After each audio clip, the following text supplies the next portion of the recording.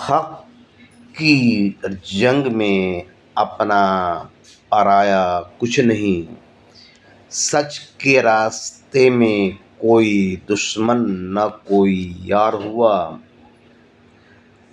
جنگی کسی پارٹی کا نہیں ہوتا ہے، وہ ہر پارٹی کی حکومت سے سوال کرتا ہے۔ پہلے این ڈی اے سے کیا تھا، اب انڈیا سے کر رہا ہے۔ جو پارٹی کی حکومت حق تلفی کرے گی، جنگی احتجاج اس کے خلاف کرے گا۔